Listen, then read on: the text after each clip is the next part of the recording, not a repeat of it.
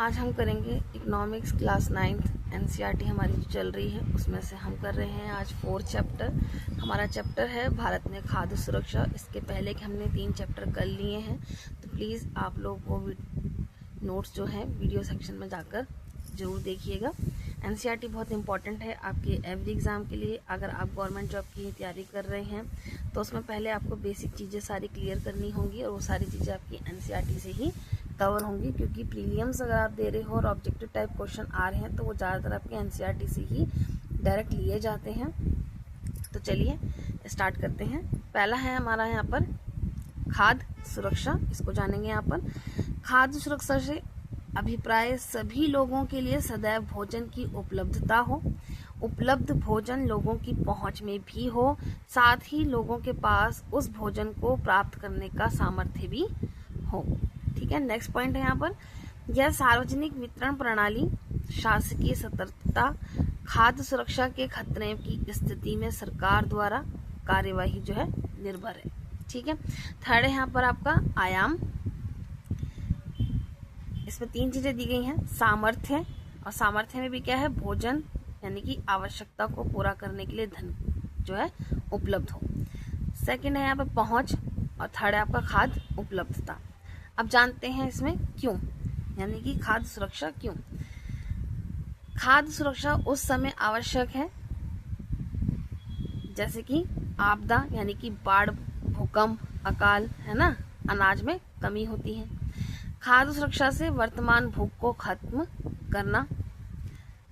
Third point है यहाँ पे 1970 के दशक में खाद्य सुरक्षा का अर्थ यानी कि आधारित खाद्य पदार्थों की सदैव पर्याप्त उपलब्धता। ठीक है, अमर्त्य सेन ने खाद्य सुरक्षा में एक नया आयाम जोड़ा। नया आयाम कौन सा, हकदारियों के आधार पर खाद्य तक पहुंच। विश्व खाद्य शिखर सम्मेलन आपका 1995 यानी कि 1995। अब देखते हैं घोषणा। व्यक्तिगत, पारिवारिक, क्षेत्रीय, राष्ट्रीय, वैश्विक स्तर पर खाद्य सुरक्षा का अस्तित्व तभी जब सक्रिय स्वास्थ्य जीवन व्यतीत करने के लिए यानी कि आहार, सुरक्षित पौष्टिक खाद्य तथा सभी लोगों की पहुंच हो। ठीक है, चलिए यहाँ पे एक नोट है, इसको नोट करिएगा। भारत में जो सबसे भयानक अकाल पड़ा 1943 का बंगाल का अकाल यानी कि चावल की कमी के कारण हुआ था। ये याद रखेंगे यहाँ पर। अगर मेंस में आपसे इससे रिलेटेड क्वेश्चन आता है तो आपको यहाँ पे ये पॉइंट ऐड करना जरूरी हो जाता है। खाद्य असुरक्षित लोग, इसमें 3 है, लिंग के आधार पर, पिछड़े क्षेत्र के आधार पर और प्रवास के आधार पर। ठीक है, पहले लिंग में देखेंगे। गर्भवती महिला, 5 वर्ष से कम उम्र के बच्चे, दूध पिला रही महिला। ठीक, पिछड़े क्षेत्र के अंतर्गत है बिहार, ओडिशा। यहाँ पे आप इसको ओडिशा करिएगा, उड़ीसा नहीं है अब। ठीक है, ओडिशा। छत्तीसगढ़ प्राकृतिक आपदाओं से प्रभावित क्षेत्र, प्रवास में है, एक जगह से दूसरी जगह पर जाने वाले लोग।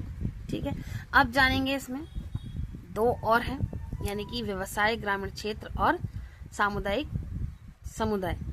जैसे कि लिंग, पिछड़े क्षेत्र और प्रवास था, उसी तरीके से यहाँ पे 2 और हैं। ठीक है, इसमें हम जानेंगे व्यवसाय, ग्रामीण क्षेत्र में भूमिहीन लोग, पारस्परिक कारीगर, निराश्रित शहरी क्षेत्र, मजदूर, भिखारी, मौसमी कार्यकर्ता।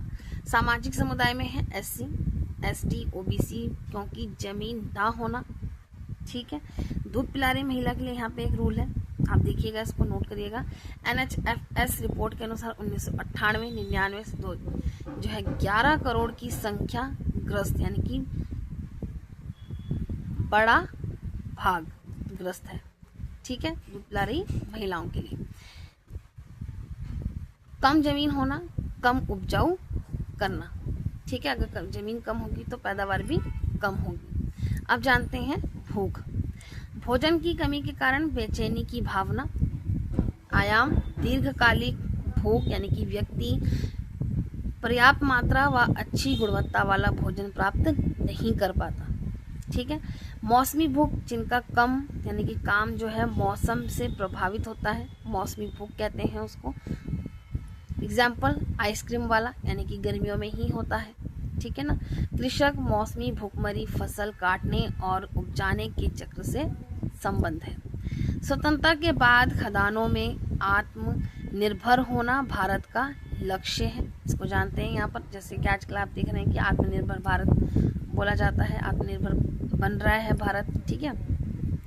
भारत ने आज़ादी के बाद खाद्य सुरक्षा को महत्व दिया। भारत ने हरित क्रांति को चलाया, जैसे कि चावल, गेहूं, ध्यान दिया, ठीक है, इन चीज़ों पर।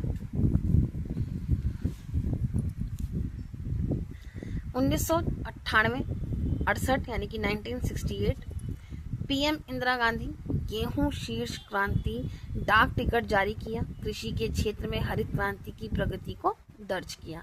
यूपी, एमपी यानी कि उत्तर प्रदेश, मध्य प्रदेश में सर्वाधिक वृद्धि हुई।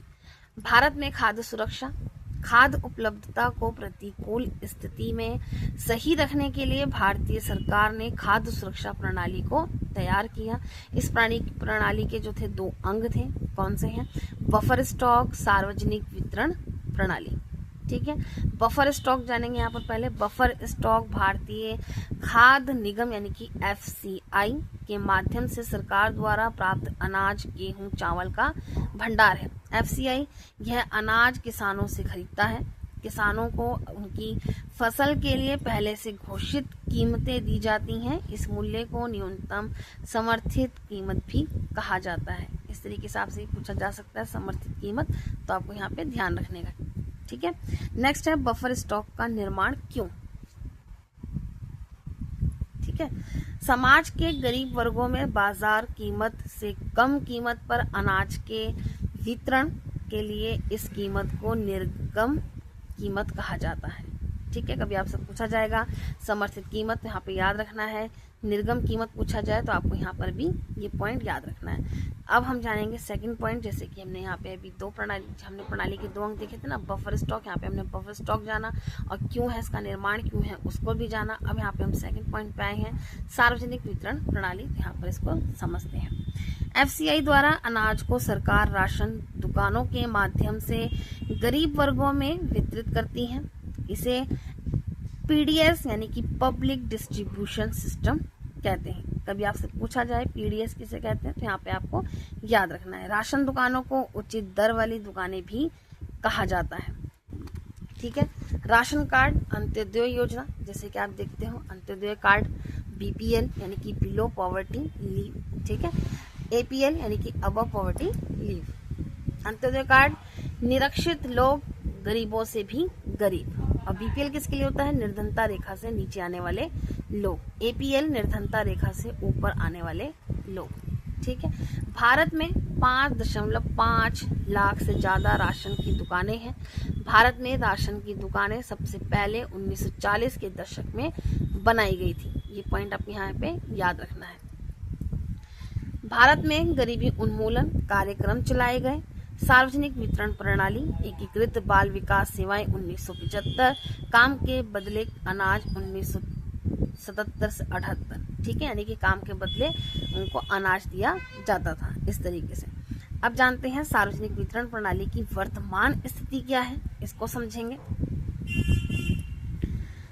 शुरू में सबके लिए निर्धन यानी कि गैर निर्धन भेदभाव नहीं।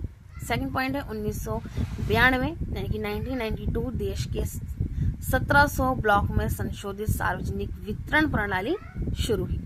इसका लक्ष्य क्या है? पिछड़े क्षेत्रों में सार्वजनिक वितरण प्रणाली का लाभ पहुंचाना। लक्षित सार्वजनिक वितरण प्रणाली जून 1997 यानी कि 1997 सभी क्षेत्रों में गरीबों के लिए, निर्धन यानी कि गैर निर्धन के लिए विभेदक नीति, ठीक है। अब जानेंगे अंत्योदय अन्न योजना के बारे में। ये 2002 दिसंबर में शुरू हुई, गरीबों में सबसे गरीब के लिए। अन्नपूर्णा योजना 2000 में शुरू की गई। ये थी बूढ़े गरीब लोगों के लिए और ये निःशुल्क, ठीक है। याद रखेंगे, अगर मेंस में आपको क्वेश्चन आता है तो वहां पे आपको ये चीजें लिखेंगे तो बहुत अच्छा रहेगा। अब जानते हैं भारतीय खाद्य सुरक्षा अधिनियम 2013। इसके तहत खाद्य व पोषण संबंधी अतिथि सुरक्षा सस्ती कीमतों पर उपलब्ध कराई जा सके ताकि मानव गरिमामय जीवन निर्वाह कर सके। इस अधिनियम के तहत 95% यानी कि 95% ग्रामीण जनसंख्या व 50% यानी कि 50% शहरी जनसंख्या को योग्य परिवार में वर्गीकृत किया गया। अब जानेंगे सहकारी समितियों की खाद्य सुरक्षा में भूमिका क्या रही, उसको जानते हैं। सरकारी समिति, निजी संगठन गरीब लोगों को कम कीमतों पर चीजें उपलब्ध, ठीक है। TN यानी कि तमिलनाडु में 94% यानी कि 94% दुकानें सहकारी समिति द्वारा चलाई जाती हैं। दिल्ली मदर डेयरी में, ये मदर डेयरी की बात कर रहे हैं यहाँ पर, नियंत्रित दरों पर दूध व सब्जियां उपलब्ध करा रही है। गुजरात दूध उत्पाद में अमूल, आपने देखा है ना, अमूल प्रोडक्ट है ये। अमूल एक सहकारी समिति का उदाहरण है, ठीक है। अमूल और मदर डेयरी दोनों का जो है डेयरी प्रोडक्ट भी है, याद रखेंगे। इसने देश में श्वेत क्रांति ला दी, ठीक है। किसने? अमूल। अब है Maharashtra ADS academy of development science, विभिन्न क्षेत्र इसमें अनाज बैंक की स्थापना, गैर सरकारी संगठन के नेटवर्क में सहायता हुई, ठीक है। तो यहाँ पे आपको ये सारी चीज़ें जो है डिटेल में अच्छे से याद रखनी है। NCERT बहुत इम्पॉर्टेंट है आपके मेंस के लिए, और जिनका ऑप्शनल है उनके लिए भी बहुत इम्पॉर्टेंट है। क्वेश्चंस जो हैं डायरेक्ट NCERT से पूछे जाते हैं। मैं आपको प्रूफ दिखाऊंगी जब हम ज्योग्राफी क्लास 11th की हम करेंगे, तो वहाँ पे आप देखेंगे कि डायरेक्ट क्वेश्चन जो है वहाँ से पूछे गए हैं। PYQ भी साथ में आपको दिखाए जाएंगे ताकि पता चल सके कि कौन सा क्वेश्चन कहाँ से डायरेक्ट पूछा गया है। तो यहाँ पे आपका ये चैप्टर जो है फिनिश होता है। आई होप कि आप लोगों को ये नोट्स अच्छे लग रहे होंगे। ये मेरे हैंड राइटिंग नोट्स हैं। किसी को कहीं भी कोई दिक्कत होती है तो प्लीज़ मुझे आप मैसेज कर सकते हैं, मुझसे बात कर सकते हैं, मुझसे पूछ सकते हैं। और आप कौन सी परीक्षा की तैयारी कर रहे हैं ये भी मुझे आप कमेंट बॉक्स में ज़रूर बताइए, ताकि उससे रिलेटेड नोट्स मैं आप लोगों को बता सकूँ। तो चैनल को सब्सक्राइब करें, बेल आइकन प्रेस करें और ज़्यादा से ज़्यादा आप शेयर करिए, ताकि जो पढ़ने वाले बच्चे हैं उनको हेल्प मिल सके। तो कल हम करेंगे यहाँ पर, कल तो हमारा लाइव रहेगा, ठीक है। तो यहाँ पे अब नहीं, फ्राइडे को हम लाइव करेंगे, ठीक है। तो कल यहाँ पर हमारा जो रहेगा NCERT क्लास 10th की करेंगे हम, इकोनॉमिक्स की, जिसमें हमारा फर्स्ट चैप्टर रहेगा डेवलपमेंट यानी कि विकास। बहुत इंपॉर्टेंट चैप्टर है, तो इसको जरूर देखिएगा, मिस मत करिएगा। तो चलिए मिलते हैं कल, तब तक के लिए आप सबको मेरी शुभकामनाएं।